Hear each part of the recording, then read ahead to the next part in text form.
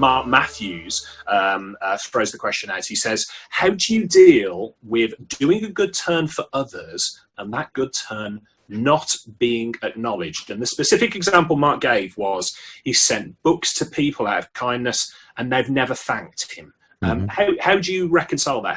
How would you deal with that situation? Sure, and it's a great question from Mark.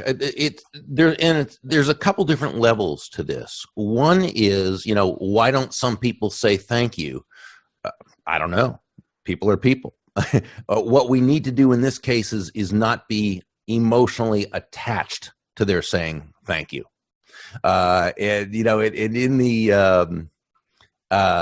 in his tweet when he wrote the question, he said he was pretty sure he knew the answer to that, and I think he probably knows that is the answer. But Mark's a big go-giver himself. Yeah, but sometimes it is difficult because we know we would thank someone.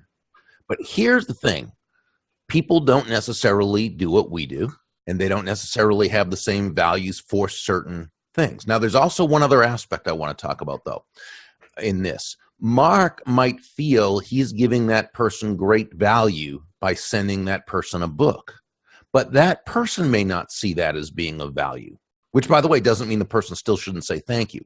But Mark, because Mark probably loves to read, like I love to read, okay, and you love to read, so we would think giving someone a book, because we tend to give gifts as we would like to receive gifts. There was a great book on that, The 5 Love Languages. You may have read, I don't know if you've ever read that book. It's one of the best books ever written. The 5 Love Languages by Dr. Gary Chapman, I think his name is. And it talks about how people receive love and so forth. And again, he's talking more about a family loving relationship, but it goes to anybody. But here's the thing. Value is always in the eyes of the beholder. This is key. It's not what we would find valuable. It's not what we think someone else should find valuable. It's what they do. So the best thing for Mark to do is on an individual basis, find out what that person values and give them that.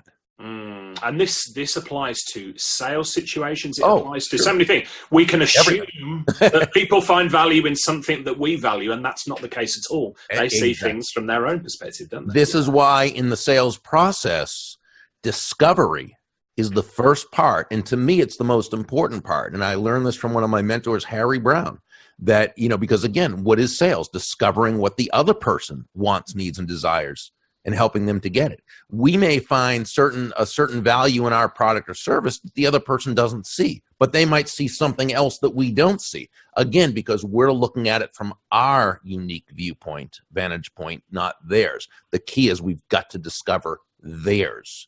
Once we know what they want, need, and desire, only then can we match the benefit of our product or service with their want, need, and desire.